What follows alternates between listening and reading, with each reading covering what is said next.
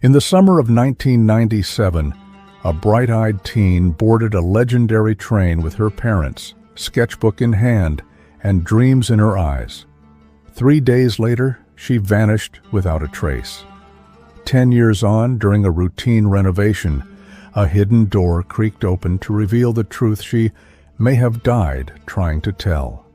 A cold wind whispered through the abandoned train yard as Raymond Donovan's flashlight beam cut through decades of dust. The decommissioned Pacific Zephyr loomed before him, its once gleaming exterior now dulled by time and neglect. 10 years of restoration work had taught Ray to recognize when something wasn't right, and the dimensions of the observation car had been bothering him for weeks. His weathered hand traced the outline of what appeared to be a seam in the wooden paneling, barely visible beneath layers of peeling paint. The blueprints showed nothing here, yet the hollow sound when he tapped confirmed his suspicions. Something lay hidden behind these walls. With trembling fingers, Ray pried at the edge until he felt it give. A door, small and deliberately camouflaged, revealed itself. The corroded lock fought against his tools until finally surrendering with a metallic groan that echoed through the empty train car. Stale air rushed out, carrying with it the unmistakable scent of secrets long buried. His flashlight beam illuminated a cramped space untouched for years. Something caught his eye, a leather-bound object nestled against the far corner. A journal. Its pages were yellowed and warped, a moldy ticket stub clinging to its cover. Ray carefully opened it to the final entry, the handwriting hurried and desperate. I hear footsteps when the night is deep. Shadows follow me everywhere. I don't think I'm alone anymore. Ray's hands trembled as recognition dawned. The girl who wrote these words had vanished without a trace a decade ago, leaving behind only questions and grief. Now, in this forgotten space between walls, the truth had been waiting silently all along. "My God," he whispered, "it's Lila Harper." If you enjoy fictional mysteries like this one, hit subscribe and comment where you're watching from. Let's uncover the truth together. The Chicago terminal buzzed with anticipation on that sweltering July morning in 1997. Summer heat rose in visible waves from the platform as passengers gathered beneath the massive departure board, their faces upturned like sunflowers, seeking light. Among them stood the Harper family, Daniel, Catherine, and 16-year-old Lila, their postures reflecting 3 distinct emotional states facing the same uncertain future. Daniel Harper checked his watch for the 4th time in 10 minutes, his tall frame rigid with a businessman's impatience. At 43, his once vibrant features had hardened into something more weathered, more resigned. The financial collapse of his small accounting firm had left permanent lines around his eyes. "The boarding announcement should have come by now," he muttered, scanning the crowded terminal. Beside him, Catherine Harper adjusted her simple sundress, tucking a strand of chestnut hair behind her ear. At 41, she carried herself with the quiet dignity of someone who had learned to weather disappointments gracefully. Her eyes, however, betrayed a weariness that no amount of rest seemed able to remedy. "It'll come when it comes, Daniel," she replied, her tone carefully measured to avoid triggering the tension that had become their default state. "We have assigned seats. There's no rush." Between them stood Lila, her slender fingers clutching the worn leather strap of her messenger bag as if it contained treasure. In many ways it did. The sketchbook and journal inside represented her refuge from the suffocating reality of their cramped Chicago apartment and the whispered arguments that permeated its thin walls. Lila's gaze drifted upward to the magnificent arched ceiling of the terminal, her artist's eye tracing the intricate patterns. Unlike her parents, whose dreams had slowly calcified into regret, Lila's heart still pulsed with possibility. San Francisco waited, a city she'd only experienced through borrowed library books and daydreams. a city where perhaps they could all begin again. "There it is," Daniel announced as the departure board flickered. "Track 7, the Pacific Zephyr to San Francisco." The name itself, Pacific Zephyr, carried a mythic quality. One of the last great passenger trains, it had transported generations across the American landscape since the golden age of rail travel. Now it would carry the Harper family westward, across plains and mountains, toward what Lila desperately hoped would be redemption. The train itself didn't disappoint. As they boarded, Lila's breath caught at the sight of the interior. Polished mahogany paneling gleamed beneath brass light fixtures, and plush seats promised comfort for the 3-day journey. Their sleeping compartment, though modest, offered a measure of privacy that their apartment had never provided. "It's like stepping into another time," Layla whispered, running her fingers along the wood grain of their compartment wall. For a moment, the shadow lifted from Catherine's face. "That's why we chose the train instead of flying. We wanted you to see the country this way." Daniel remained focused on stowing their luggage, but even he couldn't entirely resist the train's charm. "My father took me on a train once when I was a boy," he offered unexpectedly. "Not one this nice, but I never forgot it." This small, shared moment of appreciation felt like a victory to Lila. She unpacked her sketchbook immediately, eager to capture the details before they faded, the way light filtered through the window blinds, the intricate patterns on the upholstery, the narrow corridor stretching away like a promise.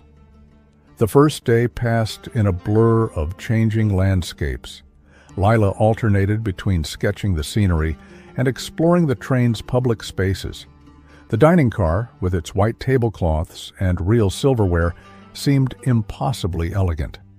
The observation car, with its panoramic windows offering unobstructed views, quickly became her favorite refuge. It was there she first encountered Marcus, the train's head conductor, a tall man with salt and pepper hair, and the confident bearing of someone who knew every inch of his domain. "First time on the Zephyr?" he asked, noticing her wonder as she sketched the sunset, casting golden light across the plains. "First time on any train," she admitted. "It's more beautiful than I imagined." Marcus smiled. "This old girl has stories in every car. Been running this route for 40 years myself." He gestured toward her sketchbook. "You've got a good eye. Most folks miss the details." Lila beamed at the compliment, adding Marcus to her growing mental catalog of the train's personalities. Elaine, the dining car attendant with a melodic laugh who saved extra desserts for children. Vincent, the sleeping car attendant whose quiet demeanor and watchful eyes made Lila slightly uncomfortable, though she couldn't articulate why. By the second day, as the plains gave way to the first rising foothills of the Rockies, Lila had filled nearly a dozen pages with sketches and observations. Her journal entries captured more than just the physical journey. Mom and Dad sat together at breakfast today. They didn't talk much, but they didn't argue either. Dad even smiled when Mom mentioned the bookstore she wants to visit in San Francisco. Maybe this trip really will help them remember why they fell in love. But other entries revealed a growing unease. "There's a man on the train I've seen 3 times today, always in different cars, always wearing the same dark coat despite the summer heat. He doesn't talk to anyone, just watches. When our eyes met in the corridor, he looked away too quickly. Something feels off about him." That evening, as the train climbed higher into the mountains, Lila sat alone in the observation car, the darkening landscape outside reflecting her image back at her. In this mirror world, she could almost imagine herself as someone else, someone braver, someone destined for adventure, rather than merely escape. She opened her journal and wrote, "Something feels off about this train, like it's carrying more than just passengers. I've seen the same man 3 times today, always watching, always in that same dark coat. Tomorrow, we reach the highest point of our journey through the Rockies. I can't shake the feeling that something is waiting for us there." Lila closed her journal and looked up to find her reflection interrupted by another, the man in the dark coat. Standing at the far end of the otherwise empty car, his eyes fixed directly on her. The third day dawned with the magnificence that only the Rocky Mountains could provide. Jagged peaks thrust skyward, their snow-capped summits catching the first golden rays of morning light. The Pacific zephyr snaked along ancient pathways carved between towering cliffs, its metal wheels singing against the rails as it climbed ever higher.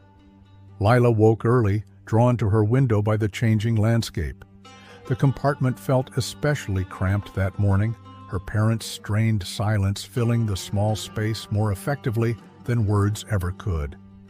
Daniel had spent much of the previous evening in the club car, returning with the faint smell of whiskey clinging to his breath. Catherine had pretended to be asleep. "I'm going to the observation car," Lila announced, gathering her sketchbook and journal. "The light is perfect for drawing." Catherine looked up from her paperback. "Breakfast is in 30 minutes. Don't wander too far." Lila navigated the gently swaying corridor, steadying herself against the wood-paneled walls. The observation car was nearly empty at this hour, just an elderly couple sharing coffee and a businessman typing on an early model laptop.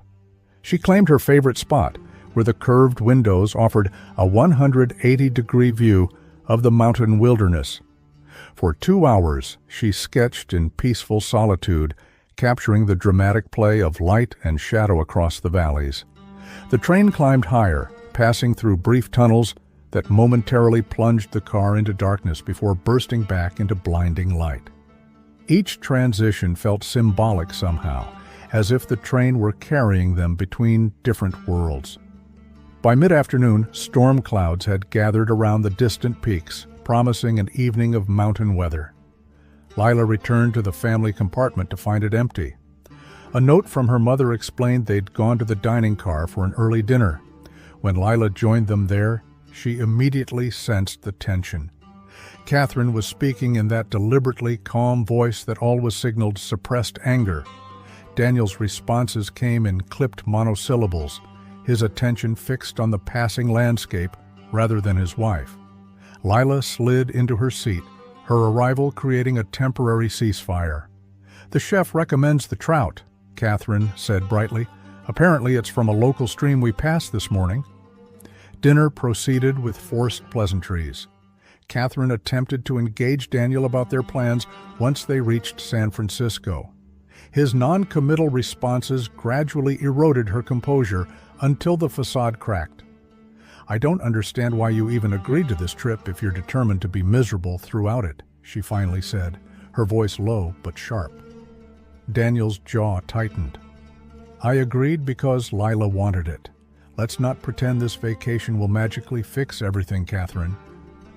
Lila focused on her plate, using her fork to create intricate patterns in her mashed potatoes. This was familiar territory, being simultaneously the reason for her parents' forced cooperation and the witness to its inevitable collapse. As thunder rumbled outside, shaking the train windows, Lila opened her sketchbook and began drawing the other diners, an elderly woman helping her husband cut his meat, a young couple leaning toward each other over dessert, a solitary man in a business suit reading a newspaper. And then she saw him again, the man in the dark coat, seated at a corner table. Unlike the other passengers, he wasn't eating.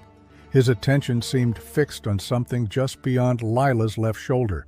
She turned to look, but saw only Elaine, the dining car attendant, refilling water glasses. A flash of lightning illuminated the dining car, followed immediately by a deafening crack of thunder. The lights flickered momentarily, drawing gasps from several passengers. When they stabilized, Lila noticed the man in the coat was gone, his table empty, as if he'd never been there. "I need to get my colored pencils," Lila said abruptly, closing her sketchbook. "They're back in our compartment." Catherine looked up, momentarily distracted from her frustration with Daniel. "We'll be having dessert soon. Can't it wait?"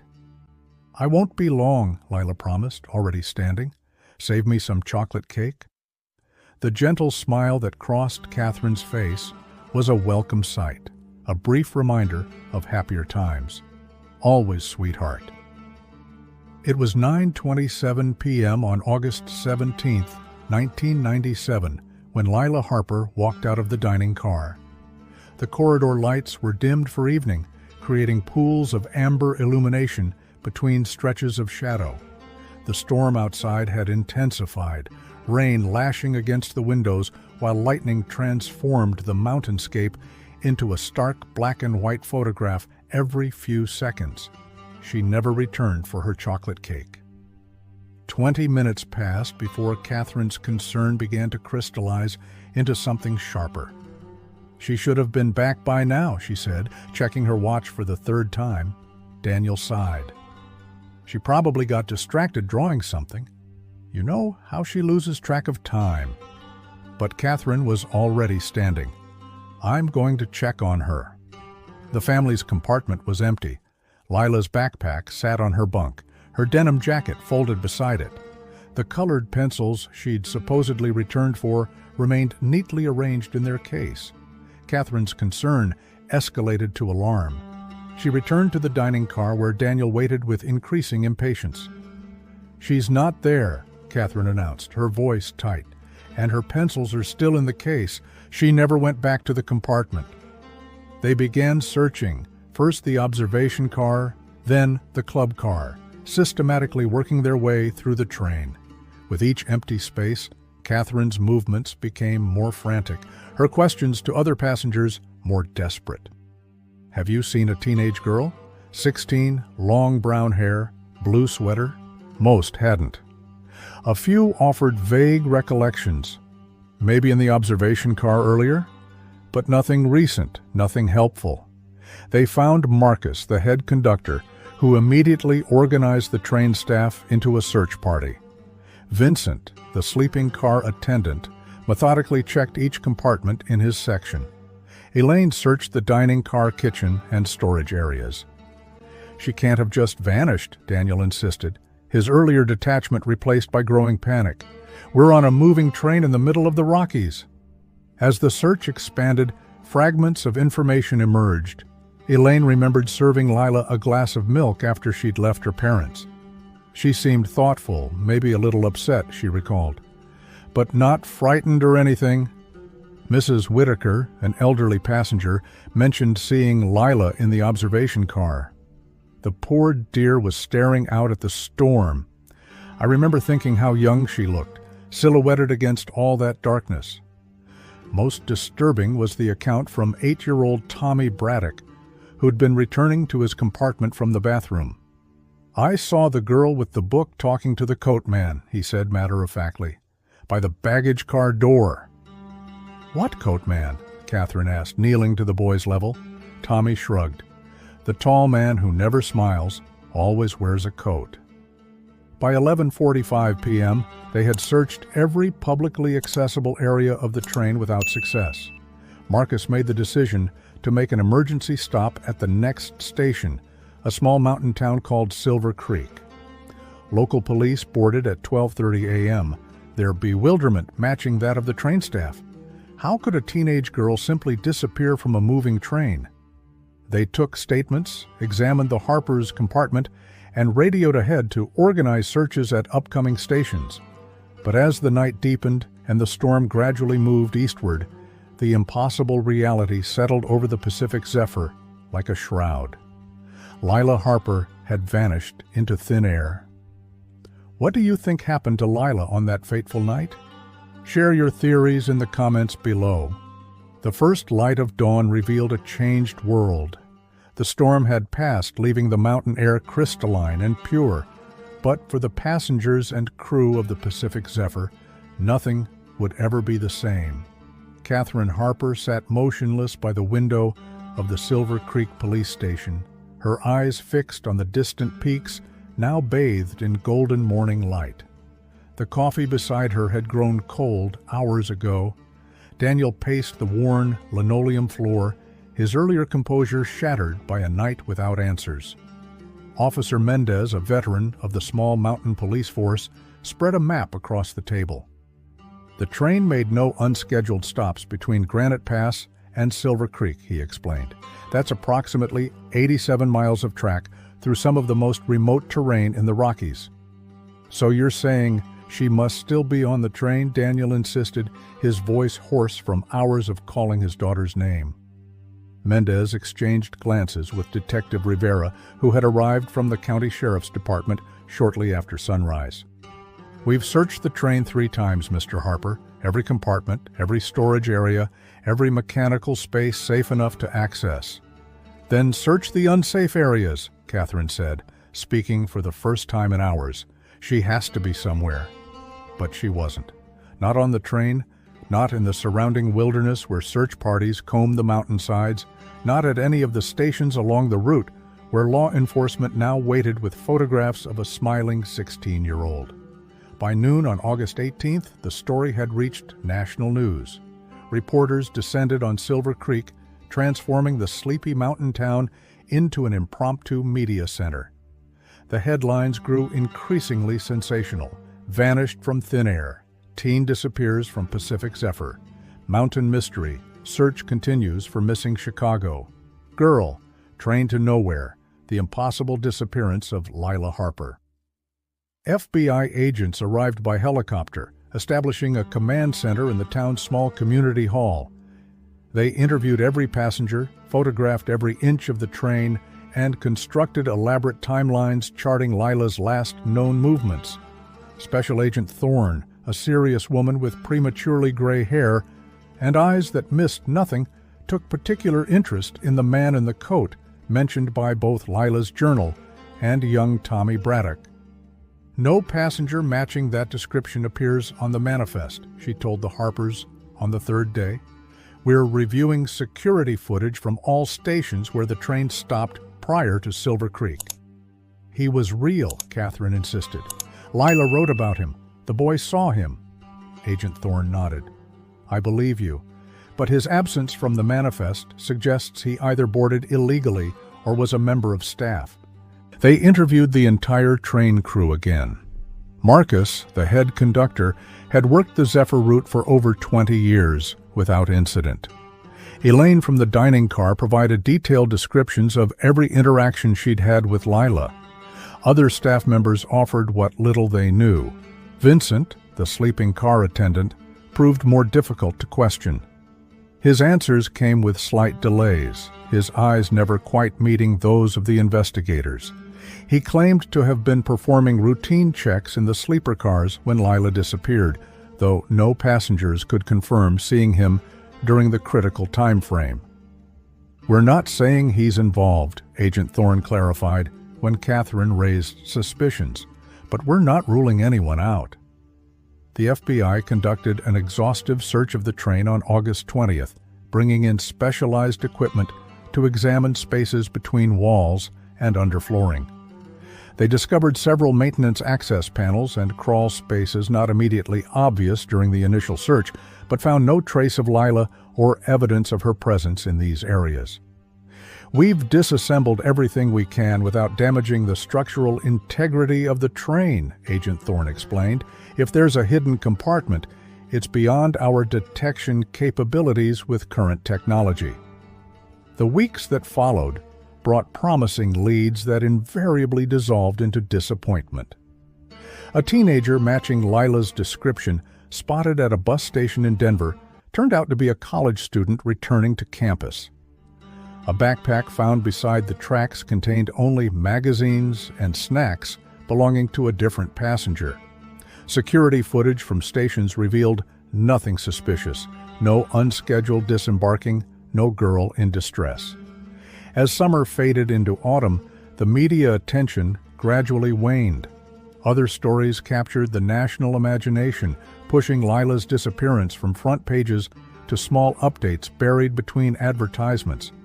The FBI maintained that the investigation remained active, but the Harpers could sense the shift from urgent search to long-term mystery. For Catherine and Daniel, suspended in the purgatory of not knowing, the pain transformed but never diminished. They remained in Silver Creek for 6 weeks, living in a small rental house provided by townspeople who had embraced their tragedy as their own. When they finally returned to Chicago in early October, it was separately, the strain of shared grief having fractured what little remained of their marriage. Daniel took only his clothes and a single photograph of Lila. Catherine kept everything else: her daughter's sketches, her books, her empty backpack recovered from the train, arranging them in Lila's bedroom exactly as they had been, as if preserving a museum to a life interrupted. The Pacific Zephyr, after weeks of delay and inspection, resumed its regular route on September 15, 1997. Passengers requested different compartments, avoiding the one where the Harper family had stayed. Train staff reported strange occurrences, unexplained cold spots in the observation car, the sound of a girl's laughter when no one was present, sketches of mountains appearing on napkins left on empty tables. Ghost stories emerged, as they inevitably do around tragedies without resolution. Travelers claimed to see a teenage girl walking the corridors at night. All was vanishing when approached. Some said she was searching for her parents. Others believed she was warning passengers about the man in the coat who still roamed the train. 1 year after the disappearance, Amtrak considered retiring the particular cars where Lila had last been seen, concerned about the macabre reputation they had acquired. Public fascination with the mystery had begun affecting ticket sales on the route. Ultimately, they opted to renovate instead, hoping new interiors would discourage the whispered stories. Catherine marked the anniversary by writing a letter to Amtrak's Lost and Found Department, a ritual she would repeat every year. My daughter, Lila Harper, disappeared from the Pacific Zephyr on August 17, 1997. She kept a journal that was never recovered. It had a blue leather cover with a silver clasp. If it is ever found, please contact me immediately. Daniel moved to San Francisco alone in June 1998, taking a position with an accounting firm there. On weekends, he visited the places Lila had dreamed of seeing: Fisherman's Wharf, Golden Gate Park, the winding stretch of Lombard Street. Sometimes he imagined he saw her among the tourists, her sketchbook open as she captured the scene. Sometimes he almost believed it. Detective Rivera retired from the sheriff's department 2 years after Lila's disappearance, but the case continued to haunt him. He kept a copy of the file at home, reviewing it periodically, searching for something, anything they might have missed. On his desk sat a sketch Lila had made of the Rocky Mountains, found among her belongings on the train. He'd asked Catherine if he could keep it, a reminder of unfinished business. Vincent, the sleeping car attendant, left Amtrak 6 months after the incident, citing stress and health concerns. He moved to Nevada, changed his name to Victor Reed, and avoided mentioning his former employment. If neighbors noticed his tendency to check locks multiple times or his startled reaction to unexpected knocks, they attributed it to the eccentricities of a private man. 5 years passed, then 7. The world changed around the mystery of Lila Harper. Technologies advanced, politics shifted, new tragedies captured public attention. But for those directly touched by her disappearance, time moved differently, marked not by forward progress, but by the unchanging question: what happened to Lila?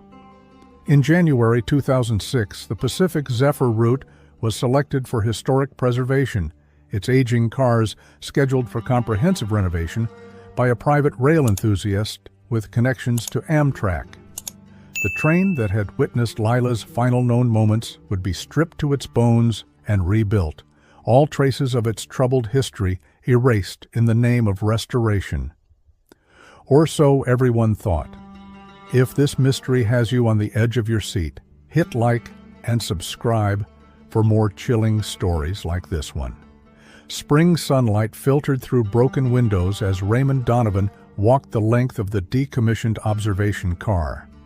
At 57, with 30 years of railroad experience etched into the lines of his weathered face, Ray had seen his share of renovations. But the Pacific Zephyr Restoration Project represented something special, a chance to honor the golden age of rail travel while preserving its most storied train. As lead restoration supervisor, Ray had spent weeks studying the original blueprints, comparing them to the existing structure before demolition began. Something about the observation car's dimensions had been bothering him, a discrepancy between what the plan showed and what his measurements revealed. "There's dead space here," he muttered, tapping the wall at the rear of the car. "Almost 3 feet unaccounted for." Railcars were designed for maximum efficiency. Wasted space was virtually unheard of. Yet his measurements confirmed it. Behind this wall lay a void that appeared on no blueprint, served no structural purpose, and had apparently gone unnoticed for decades. Ray ran his fingers along the wooden panels, searching for inconsistencies in the grain pattern. Near the floor, partially hidden by a built-in bench that had already been marked for removal, he found it, a nearly invisible seam where the paneling didn't quite align. "Johnson," he called to his assistant, "bring me the pry bar." It took 20 minutes of careful work to expose what the paneling concealed, a small door, its edges camouflaged by layers of paint applied over decades. The lock mechanism had corroded with age, resisting their initial attempts to open it. "What do you think it is?" Johnson asked. "Storage?" Ray shook his head. No designated storage would be left off the blueprints. A thought occurred to him, one that sent an uncomfortable chill across his shoulders. This car was part of the train where that girl disappeared back in '97. Johnson's expression shifted from curiosity to unease. "You don't think? Let's just get it open." With persistence and the right tools, the lock eventually surrendered on April 12, 2007. The door swung inward with a protesting groan, releasing a waft of stale air that carried the unmistakable scent of mold and decay. Ray's flashlight beam cut through the darkness, revealing a space barely large enough for a person to stand, a compartment hidden between the walls. "Jesus," Johnson whispered. The beam illuminated the compartment's contents, a frayed piece of denim fabric caught in the door's hinge, a faded sketch of mountain peaks lying on the floor, a moldy ticket stub, and propped against the far wall, a leather-bound journal, its cover cracked and discolored by years of dampness. Ray crouched to examine the ticket, his breath catching as he made out the faded seat assignment, 17B. A memory surfaced, news reports from a decade ago, the frantic search through these very cars, the impossible questions about how someone could vanish from a moving train. With trembling fingers, he opened the journal to its first page. The name written in careful script confirmed what he already suspected. Property of Lila Harper. "Get on the phone," he told Johnson, his voice tight. "Call the police, then Amtrak security. Tell them we found something connected to the Harper disappearance." Ray had been a junior conductor on the Zephyr back in 1997, not on duty during the fateful journey, but called in for questioning afterward like all Amtrak employees familiar with the route. He remembered the girls' parents, their faces hollowed by grief and incomprehension. He remembered the authorities' frustration as every lead evaporated into nothing. While Johnson made the calls, Ray carefully leafed through the water-damaged journal. Many pages were illegible, the ink blurred beyond recognition. Others contained sketches, detailed renderings of passengers, train interiors, mountain vistas, and increasingly toward the end, drawings of a man in a long coat, his features always partially obscured, as if Lila had been sketching from glimpses rather than direct observation. The final entries grew increasingly urgent. "Something strange is happening on this train. I've seen the same packages changing hands 3 times now, always delivered to the man in the coat." Overheard Vincent talking to someone about the special delivery reaching San Francisco on schedule. "They got quiet when they saw me." And the final entry, the handwriting becoming erratic. "I hear footsteps when the night is deep." Shadows follow me everywhere. I don't think I'm alone anymore. The man in the coat knows I've been watching. I don't think I can trust Vincent. He keeps watching the door. I think he knows I saw them moving the packages. The man in the coat said something about securing loose ends before San Francisco. I'm going to try to... The sentence remained unfinished. Within hours, the abandoned train yard transformed into a hive of activity. Police established a perimeter around the Pacific Zephyr, while forensic technicians photographed and documented the hidden compartment. News helicopters circled overhead, their distant thrum a reminder that Lila Harper's story still held power over the public imagination. Detective Nathan Mercer arrived by mid-afternoon. At 62, with retirement looming just months away, Mercer had been a junior detective on the original investigation. The Harper case had been his first major assignment and his first unsolved mystery. 10 years, he said quietly, standing in the observation car as technicians worked around him. 10 years, and she was here all along. Not necessarily, cautioned the forensic lead, a methodical woman named Dr. Abrams. We have her journal and some personal effects, but no remains. This compartment could have been used to temporarily hold her or to dispose of evidence afterward. Mercer approached the hidden door, now fully exposed and marked with evidence tags. How was this missed in the original search? We went over every inch of this train. Ray, who had remained on site at the detective's request, shook his head. This compartment doesn't appear in any documentation. It was intentionally designed to be invisible. The seam is disguised to match the wood grain patterns, and it's situated in a section where the exterior shell of the train curves, making the dimensional discrepancy difficult to detect from outside. The FBI search in '97 was thorough, Mercer acknowledged, but they were looking for a missing person, not a structural anomaly that would require specialized knowledge of train construction and access to original blueprints to identify. He ran his fingers along the hidden door's edge. This was deliberately designed to avoid detection. The forensic examination revealed crucial details. The compartment had been accessible only from the observation car. There was no secondary exit. More significantly, the locking mechanism could only be operated from the outside. This wasn't a hiding place, Mercer concluded. It was a trap. Someone put Lila in here, locked the door, and left her. But the absence of remains presented a puzzling contradiction. If Lila had been locked in the compartment, what had happened to her? Dr. Abrams pointed to the frayed denim caught in the hinge. This is consistent with the description of the jacket Lila was wearing when she disappeared. It suggests she was indeed placed in this compartment. But she didn't stay there, Mercer finished. The journal provided the most significant leads. Forensic document examiners confirmed it was Lila's handwriting, and the entries established a timeline leading up to her disappearance. More importantly, they revealed what had drawn unwanted attention to the teenager, her unwitting documentation of what appeared to be a smuggling operation conducted via the Pacific Zephyr. A careful examination of the compartment itself revealed something the initial inspection had missed. At the back wall, partially concealed by a small shelf, was what appeared to be a maintenance access panel. Unlike the compartment door, this panel was standard equipment on observation cars, providing access to electrical and ventilation systems that ran beneath the floor.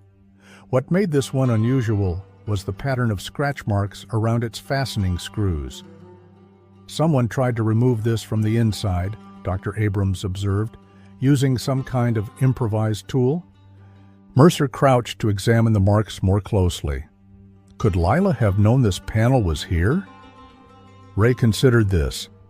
These access panels aren't obvious unless you know what you're looking for, but they're not exactly hidden either.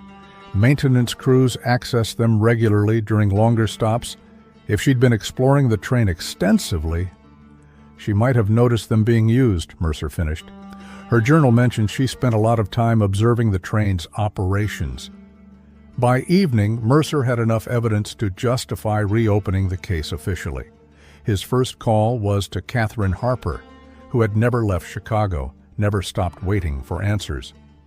"We found her journal," he told her, his voice gentle with the knowledge of how hope could be as painful as grief. "And we have reason to believe she was placed in a hidden compartment on the train, a compartment that was deliberately concealed from inspectors during the original search." The silence on the line stretched until Mercer wondered if the connection had been lost. Then came Catherine's response, her voice barely above a whisper.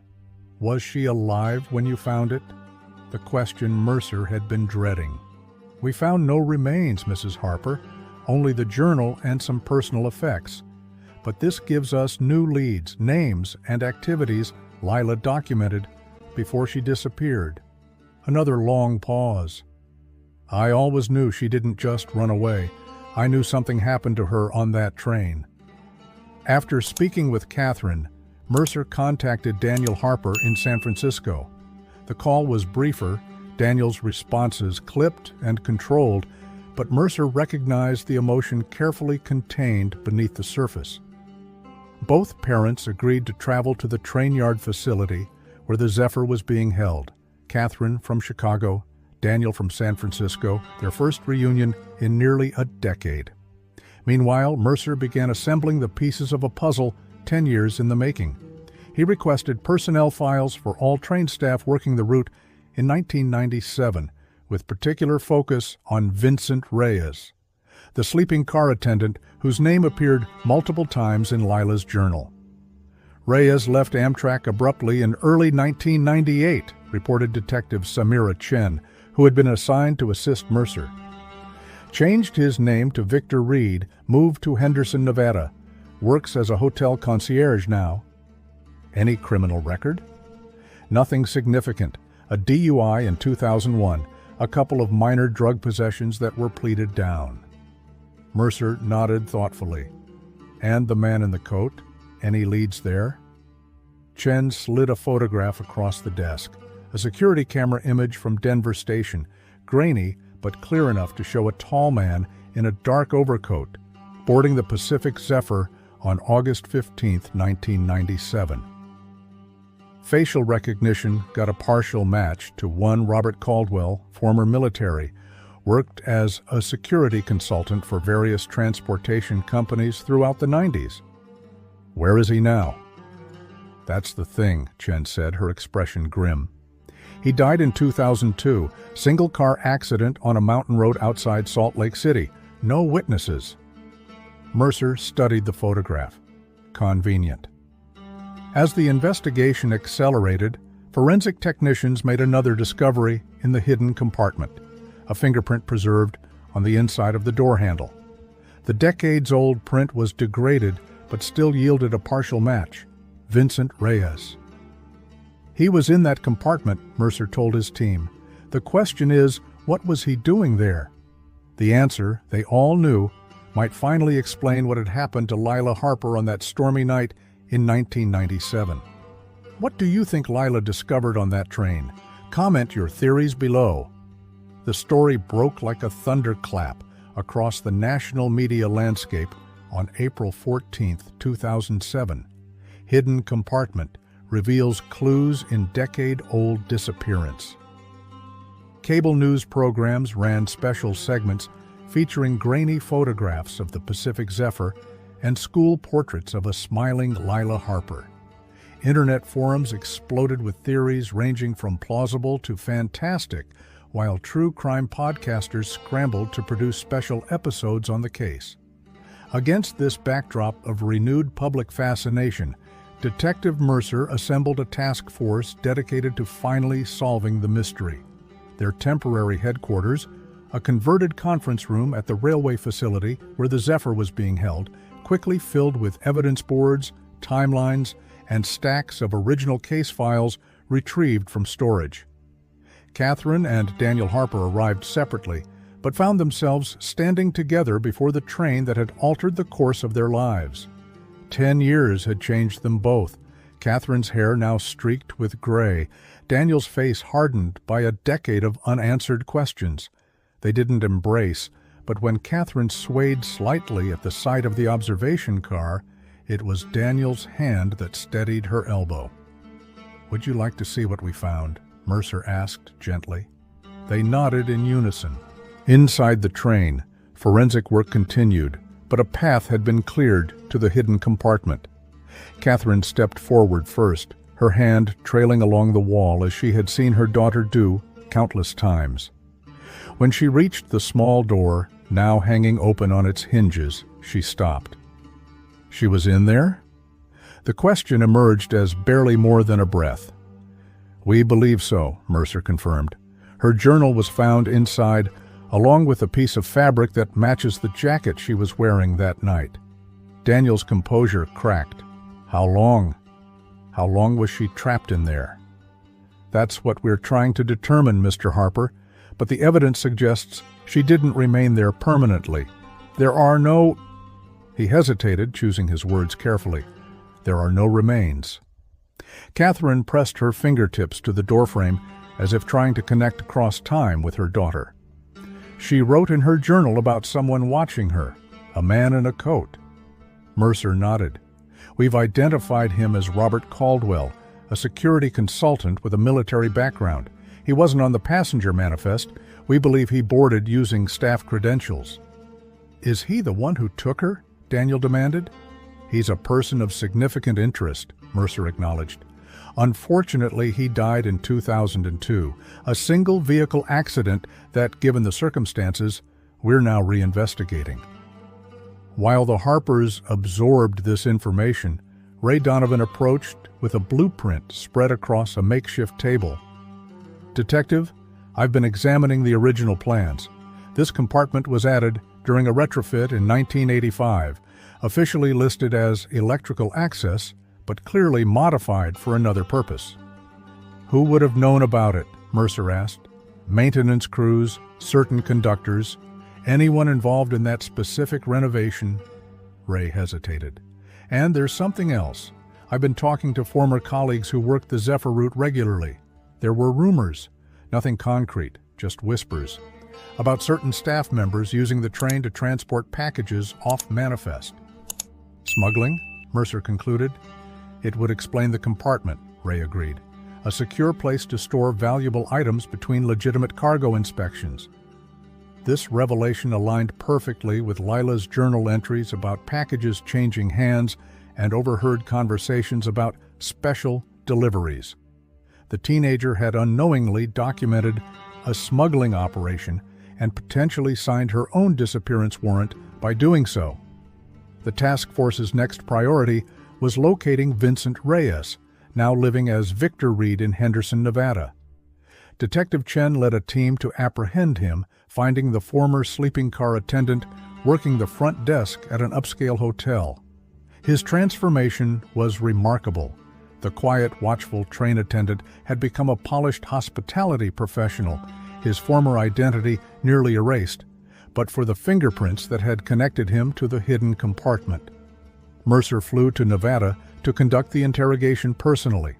Vincent sat across from him in the Henderson Police Department, his composure intact but for a slight tremor in his left hand.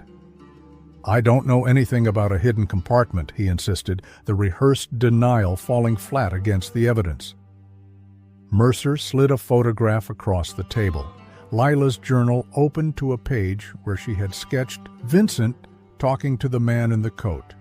"Your fingerprints are on the inside of that compartment, Vincent. A compartment where we found this journal belonging to a 16-year-old girl who vanished on your watch." Vincent's eyes fixed on the sketch, the tremor in his hand intensifying. "I didn't hurt her." "Then tell me what happened." The former attendant's careful facade began to crack. "It wasn't supposed to go like that. Nobody was supposed to get hurt. We were just moving product, prescription drugs, some cash, nothing violent." "Who's we?" "Caldwell ran it. He handled security, recruited staff at different stops along the route. I just needed the money, my mother's medical bills." His voice faltered, genuine pain crossing his features. "I never wanted anyone to get hurt. I still have nightmares about that girl." "What happened to Lila Harper?" Vincent's eyes darted toward the door as if calculating the possibility of escape. Finding none, his shoulders slumped in defeat. She saw too much. Always wandering the train, always watching, always with that journal. Caldwell noticed her sketching him during a handoff in the baggage area. So you grabbed her? Not me, Vincent protested. Caldwell did. Said we'd just hold her until we reached San Francisco, scare her a little, then let her go once the delivery was complete. He knew about the compartment, said it had been used before for problems. The implications of that statement hung in the air between them. What went wrong? Mercer asked. Vincent's expression darkened. The storm. The train hit a rough section of track during that thunderstorm, violent enough that passengers complained. We were supposed to check on her after an hour, but with the weather and the schedule disruption. He swallowed hard. When we finally got back to the compartment, the door was still locked from the outside, but she was gone. That's impossible. She couldn't just vanish from a locked compartment. That's what Caldwell said. He was furious, thought someone else from the crew had moved her without telling us, tore the train apart looking for her just like everyone else did later. Vincent's voice dropped to a whisper. But she was just gone. All that was left was her journal and that torn piece from her jacket caught in the door. Mercer studied the man across from him, searching for deception. You expect me to believe she just disappeared from a locked compartment on a moving train? I don't expect you to believe anything, Vincent replied. I've spent 10 years trying to forget what I can't explain. His eyes filled with tears. I've thought about that girl every day since it happened. I should have said something when we found the compartment empty, but I was scared. Caldwell had connections, people who could make problems disappear. By the time I worked up the courage to come forward, months had passed. And who would believe me? Back at headquarters, the task force cross-referenced Vincent's account with the evidence. Phone records confirmed calls between Vincent and Caldwell immediately after Lila was reported missing. Bank records showed suspicious deposits to Vincent's account in the months before and after the incident. He's telling the truth about the smuggling operation, Chen concluded, and about Caldwell's involvement. But the story about her vanishing from a locked compartment doesn't make sense, Mercer finished, unless someone else had access. They expanded their investigation to include all train staff working the route that night.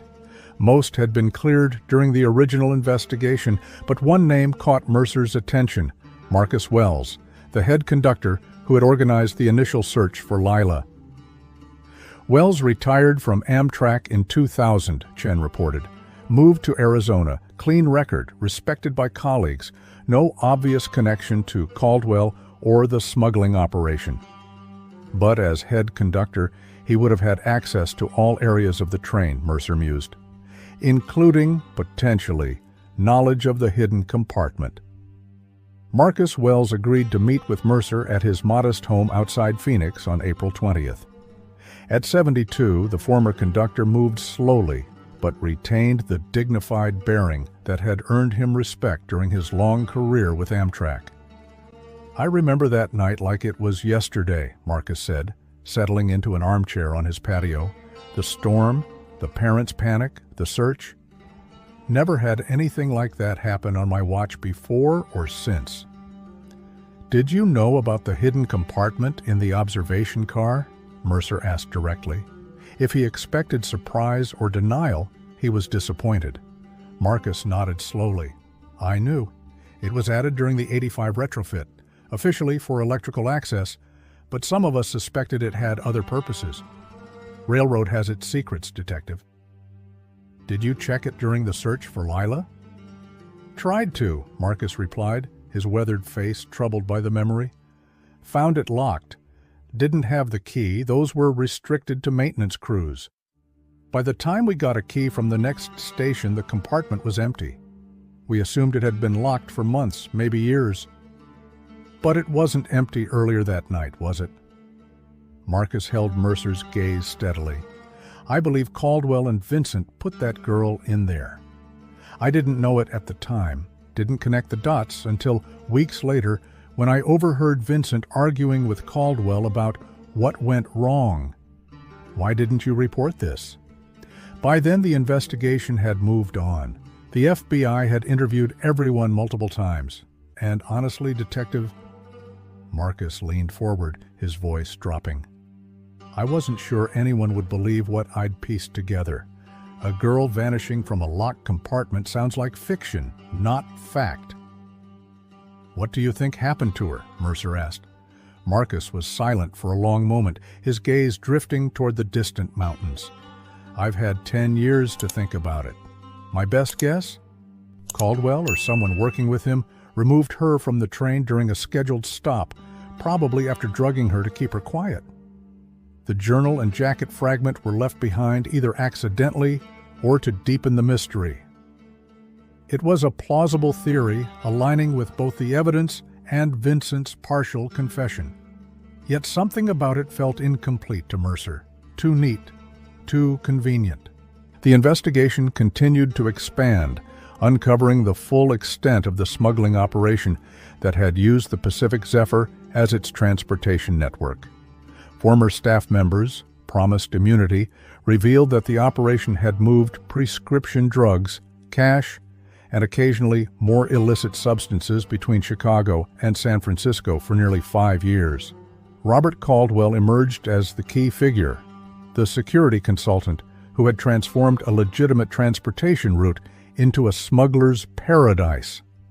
His untimely death in 2002 now appeared suspicious, possibly arranged to silence him as investigations into pharmaceutical theft had intensified.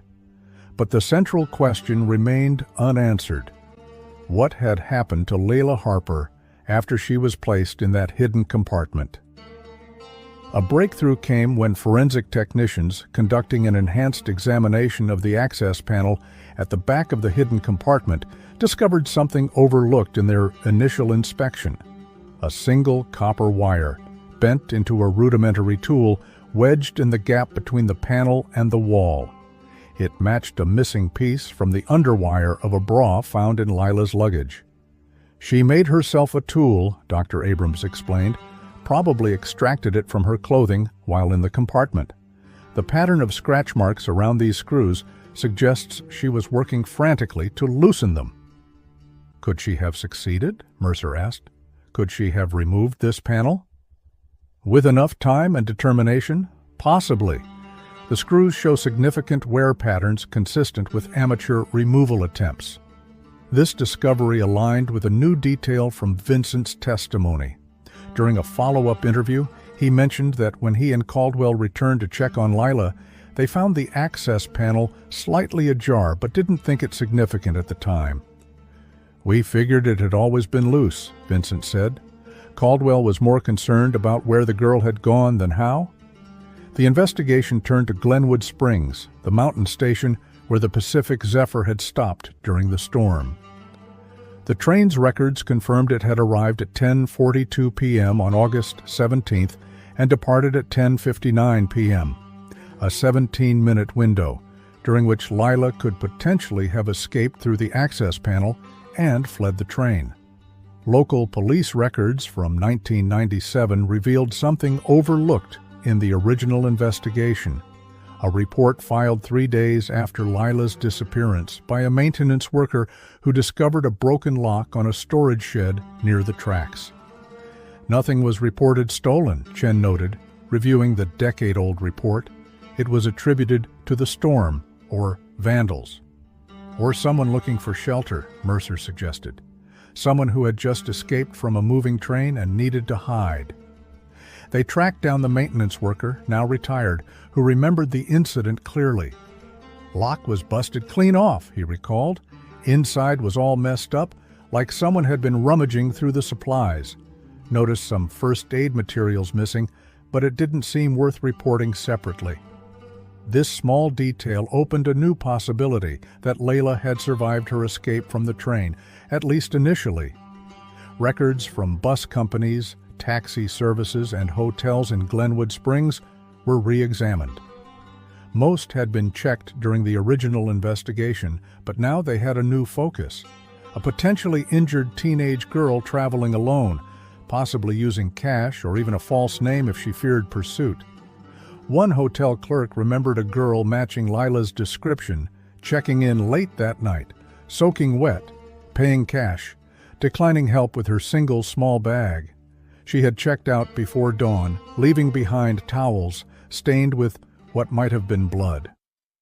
She asked about buses to Grand Junction, the clerk recalled, said she needed to get there urgently.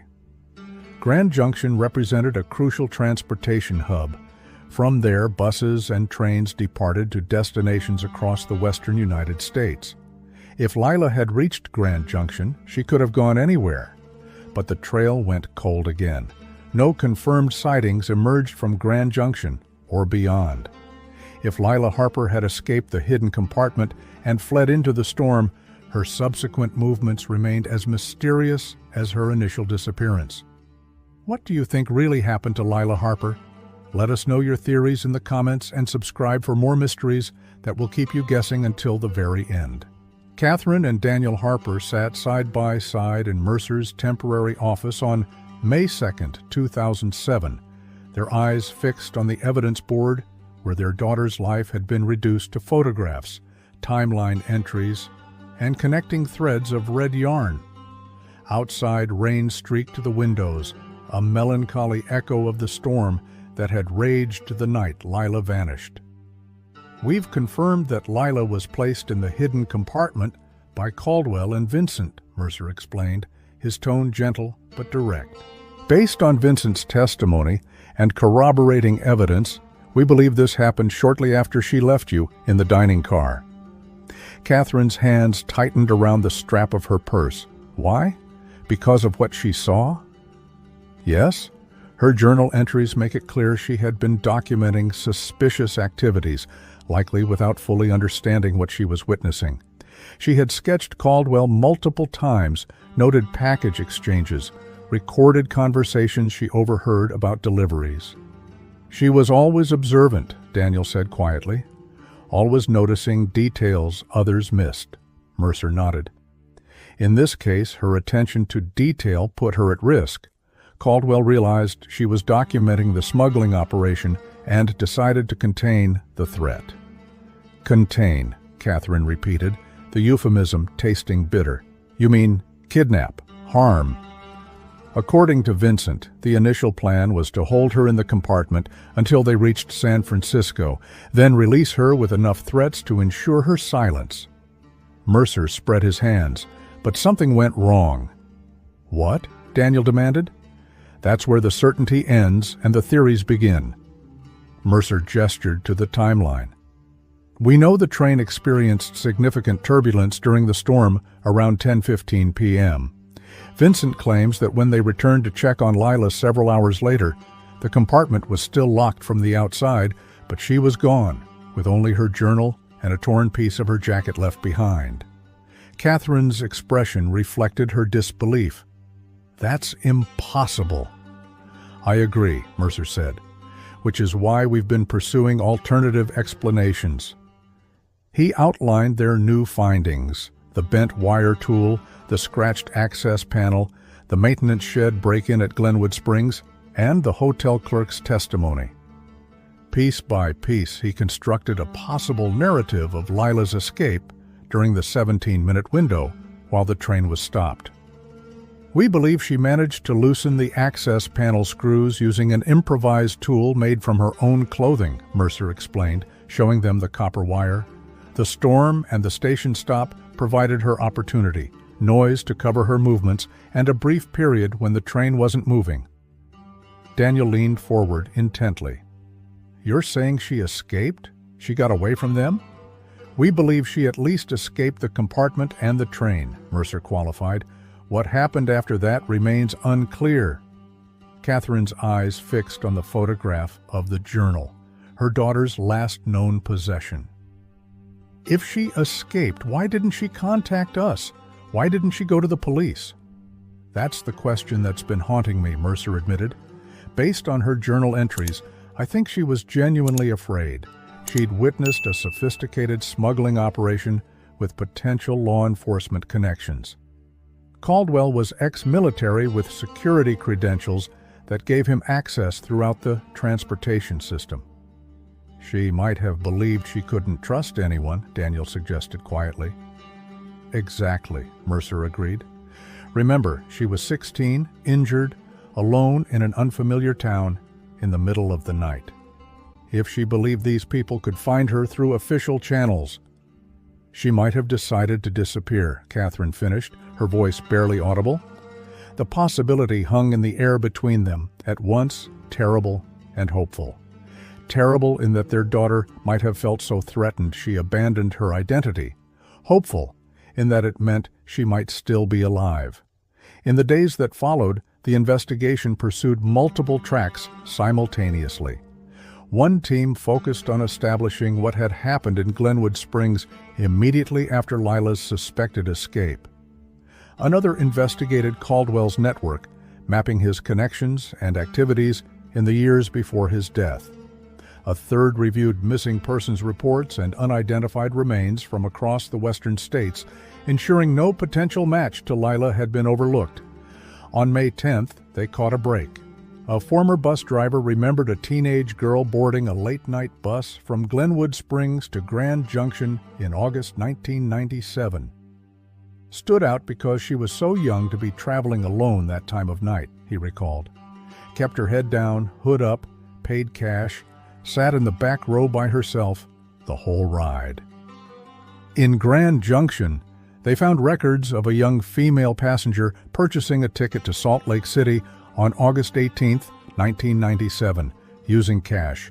No ID required, under the more relaxed security protocols of the time. The name on the ticket, Lisa Hamilton, was tantalizingly similar to Lila Harper. She changed one letter in her first name and used a similar-sounding last name, Chen observed. Easy to remember if questioned, but different enough to avoid immediate flagging. Smart girl, Mercer said softly. She was creating distance while keeping her new identity manageable. The trail led to Salt Lake City, where it briefly went cold again until they discovered records of a shelter that had housed a teenage girl matching Lila's description for 3 weeks in late August and early September 1997. The girl had given her name as Lisa and claimed to be 18, escaping an abusive relationship. She kept to herself mostly, the former shelter director remembered, but she was always drawing landscapes, buildings, the other residents. Had real talent. Do you know where she went when she left? Mercer asked. Said something about heading to the West Coast. Seattle, I think. A lot of our kids went that direction back then. Easier to blend in, more resources for young people. Seattle represented a significant expansion of the search area, but also a promising lead. The city's size and vibrant arts community would have offered both anonymity and opportunity for someone with Lila's talents. If she had been determined to disappear, she could hardly have chosen a better destination. The investigation reached a crossroads. Should they pursue this lead aggressively, potentially exposing a young woman who had gone to extraordinary lengths to remain hidden? Or take a more cautious approach, respecting the possibility that her disappearance had been a desperate act of self-preservation? After consulting with the Harpers, Mercer chose a middle path. Rather than launching a high-profile search that might alarm Lila if she were living under a new identity, they would quietly circulate her story through specific channels, art schools, galleries, community centers, where someone with her distinctive artistic style might have left an impression. On May 25th, they received their answer.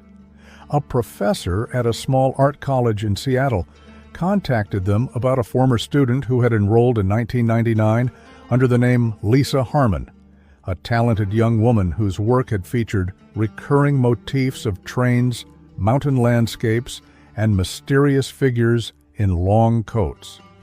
She graduated 5 years ago, the professor explained. Her final project was a series called Passages, featuring transitional spaces like train corridors, tunnels, doorways. Powerful stuff, very personal. Do you know where she is now? Mercer asked, careful to maintain a neutral tone. She's still in Seattle, as far as I know. has a small gallery in the Pike Place area, shows her work under the name L.H. Gray. The initials were unmistakable, L.H. for Lila Harper, Gray perhaps a reference to the liminal space she had occupied since that night on the train. Catherine and Daniel received this news with complex emotions, hope tempered by uncertainty, joy shadowed by the knowledge that their daughter had chosen to remain hidden from them for a decade. "If it is her," Catherine said, tears streaming down her face, "why wouldn't she have contacted us? Did she think we wouldn't protect her?" "She was 16, Mercer reminded her gently. Alone, frightened, convinced powerful people were looking for her. By the time she might have felt safe enough to reach out, years had passed. Maybe she believed it was too late, that you had moved on." "Never," Catherine whispered. "We never moved on." The next step required delicacy. Rather than confronting Lisa Harmon directly, Mercer arranged for an art critic to visit her gallery, expressing interest in her work for a feature article. The resulting photographs, taken surreptitiously, were compared to age progression simulations of Lila Harper. The resemblance was striking, the same thoughtful eyes, the same slight tilt of the head when concentrating.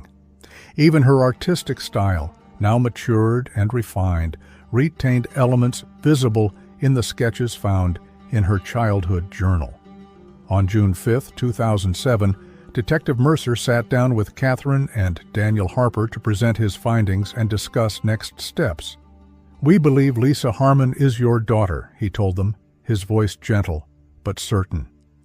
"All evidence points to Lila having escaped the hidden compartment during the Glenwood Springs stop, fled to Salt Lake City, and eventually established a new identity in Seattle, where she's built a life as an artist."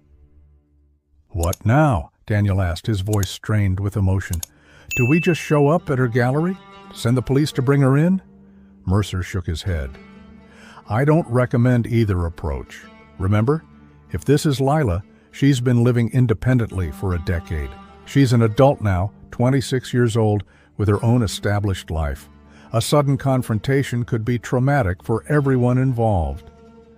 "Then what do you suggest?" Catherine asked. "A letter," Mercer said simply. "Something only she would understand, something that would let her know you've found her without making her feel trapped or hunted."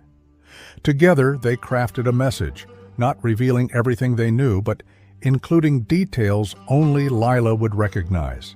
Catherine enclosed a sketch of her own, a rendering of the mountain view from the observation car, similar to one found in Lila's journal. At the bottom she wrote, "The chocolate cake is still waiting. Always, Mom and Dad." The letter was sent to the gallery without a return address, marked personal for Lisa Harmon. Then they waited. 5 days passed with no response, then 7. The Harpers began to lose hope, wondering if they had been mistaken after all, or if Lila had seen the letter and chosen to remain hidden. On the 8th day, Catherine's phone rang shortly after midnight. She answered to silence, then a hesitant breath. "Mom?" The voice was deeper, more assured than she remembered, but unmistakably her daughter's. "Lila," Catherine whispered. "Oh my God, Lila." The conversation that followed was halting, emotional, punctuated by tears and long silences. Lila explained that she had been living as Lisa Harmon since 1998, convinced that the men from the train would kill her if they found her. "I saw things I shouldn't have," she said. "When they locked me in that compartment, I heard them talking about permanent solutions. I knew they weren't planning to let me go in San Francisco." She described her desperate escape, using the underwire from her bra to gradually loosen the screws on the access panel during the height of the storm, slipping out beneath the train during the Glenwood Springs stop, hiding in the maintenance shed until she was certain no one was searching for her. "I wanted to call you," she told her mother, her voice breaking, "so many times. But I was afraid they were watching you, waiting for me to make contact, and then years passed, and I didn't know how to come back." The next day, Lila spoke with Daniel and then with Detective Mercer. She confirmed the smuggling operation she had unwittingly documented, identified Caldwell from photographs, and provided details that corroborated Vincent's account. "I built a life," she told Mercer. "It took years to stop looking over my shoulder, to stop expecting to see that man in the coat watching me from across the street. When I read about Caldwell's death in 2002, I thought about coming forward, but by then, it seemed too late." 2 weeks later, a private reunion took place in a Seattle hotel suite. Catherine and Daniel, divorced for nearly a decade but united in their search, waited nervously as the door opened to reveal a young woman who was both familiar and strange, their daughter, grown into adulthood during the years of their separation. Lila stood hesitantly in the doorway, her artist's eyes taking in every detail of her parents' aged faces. For a moment, no one moved. Then Catherine opened her arms, and the distance of 10 years collapsed in an instant. The official resolution of the case was deliberately understated. At Lila's request, her new identity remained protected in public records. The investigation concluded that Lila Harper had been abducted due to witnessing illegal activities, managed to escape during the Glenwood Springs stop, and subsequently established a new identity due to fear of retribution. Vincent Reyes faced charges related to kidnapping and criminal conspiracy, ultimately accepting a plea deal in exchange for testifying against the remaining members of Caldwell's smuggling network. For Ray Donovan, whose discovery had set the final chapter in motion, the case brought a sense of completion to his long railroad career. On the day before the renovated Pacific Zephyr was scheduled to depart on its first heritage journey, he stood alone in the observation car, now restored to its original splendor, all traces of the hidden compartment erased. In his pocket was a sketch Lila had sent him, a rendering of the observation car as it had been, with a small note of gratitude. "Thank you for finding what was hidden. You brought light into a very long darkness." Ray placed the sketch on the wall where the hidden compartment had been, a private tribute to the resilience of the girl who had refused to disappear completely. The following day, the newly renovated Pacific Zephyr departed Chicago bound for San Francisco, its dark history unknown to the passengers who marveled at its vintage luxury. Among them was a young woman with a sketchbook, her eyes drawn to the magnificent views from the observation car. When the attendant asked for her ticket, she presented it with a smile.